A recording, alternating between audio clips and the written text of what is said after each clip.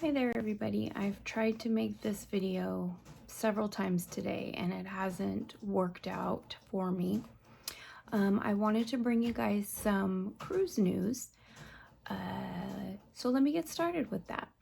So the main thing I want to go over with right now is some information or just good tips for you guys to have when getting ready to board your cruise ship. Currently, masks are still mandated in all U.S. transportation areas. So therefore, you are going to need to be wearing a mask to go into the cruise terminal. So that's number one. You will need it to get into the cruise terminal. While you're in the cruise terminal, once you board the ship, you will be able to take off your mask if the ships are still continuing to be mask-free. When you disembark the ship, you once again will need to put the mask back on when you go back into the cruise terminal to pick up your luggage and go through customs. Once out of there, then you can take off your mask. If you're traveling by plane, obviously you're going to need to use it in the airports, public transportation, the cruise terminals. All of those are federal mandated areas that masking is still required. So make sure you have a mask with you. There may be some instances on the ships where they may ask you to put them on. For instance, if there's a COVID outbreak, you never know, but they do have some available if you do not have one with you. My clients that are going on Ruby Princess, I have heard that they have had the guests wear masks on and off over the last several weeks after the incident coming from the Panama Canal on the Ruby. So just be prepared for that just in case. They're just trying to protect themselves. Princess definitely has a bad rep with this whole COVID pandemic thing because they were the ship that had all the cases back when all this started. So anytime they get hit with something, even if another cruise line has the same amount of cases, the media seems to run with Princess. So they're just trying to protect themselves. So hopefully you won't have to wear a mask, but if you do, there's reasons why they're asking you to wear a mask. So just take that into consideration, and hopefully you don't get mad at any of the cruise lines if they do recommend wearing masks once on board for some reason. The next thing I want to really emphasize is the documents you are going to need to bring with you on the sailing. Okay, you are going to want to have these ready in your hand once you hit the doorway to the cruise terminal. There's no negotiation here. You are going to need these things, and it is better to have them in hand so you're not holding up the lines, causing a traffic jam. That's what I'm finding people complaining about in my cruise vlogs, is that people are getting upset because people are having to rifle through their things or through their phones to find the documentation that they need. So this is what I'm going to recommend to you. You need to have your passport ready. And if you're not traveling with a passport, your birth certificate and photo ID in place of this passport. You need to have your vaccination card in hand. And I would like to see everybody print their negative COVID test. You will probably have it on an app, email, whatever, but I recommend you printing it.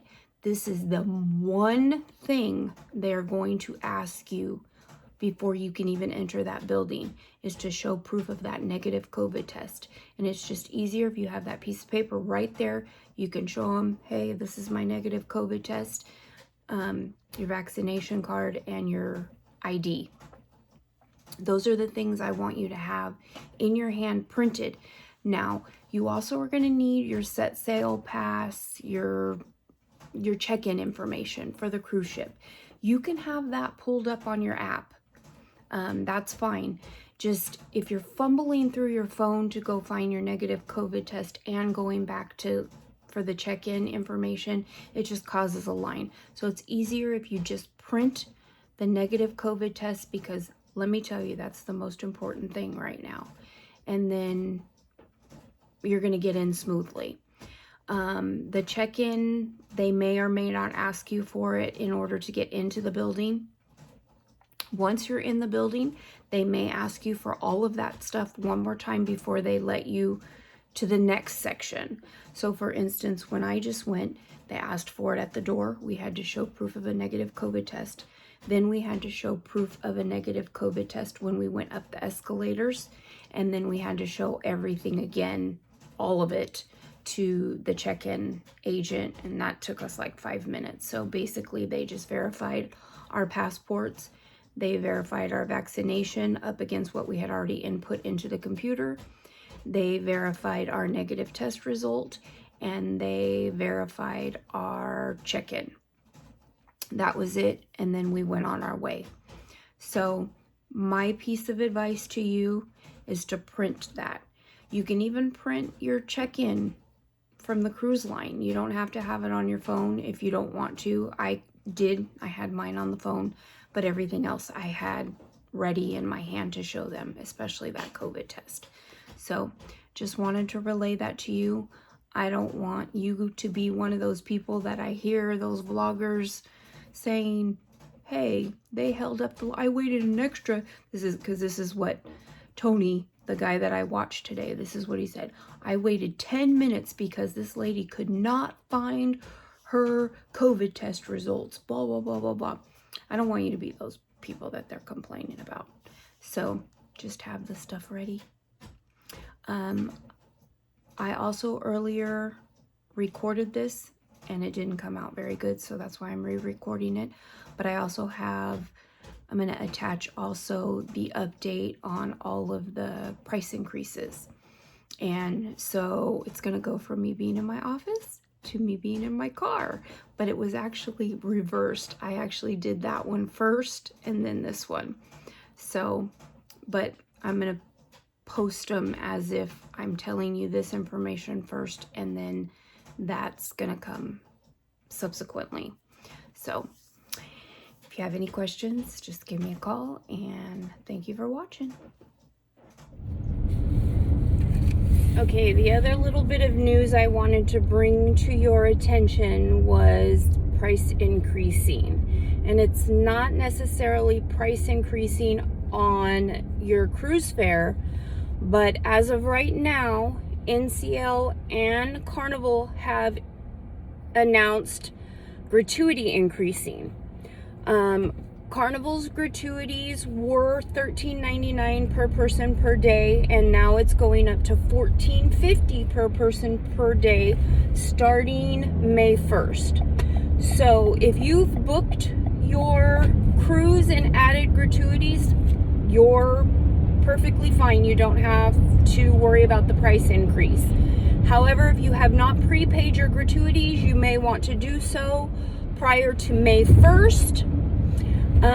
The other thing Carnival announced is that its drink packages, its dining packages, its soda packages will all also increase on May 1st. So if those are things that you know you want to get, you may want to book it ahead of time, prepay for it in your cruise manager.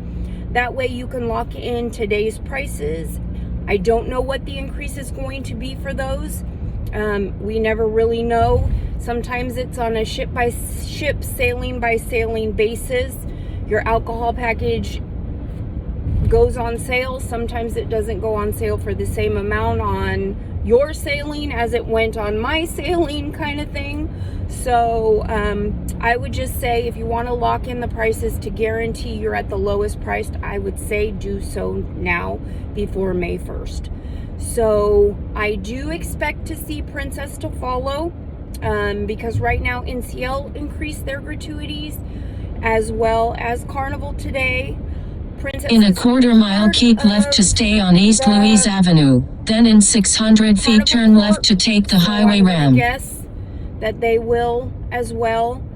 But usually when one cruise ship does it, it tends to like spiral and all of the cruise ships start to do it. So just be prepared for that. And I would say just prepay your gratuities and lock in all of that other stuff if you can, if you don't want to be hit with a price increase. So that's about it for right now. I'm trying to think if I'm missing any other important cruise news.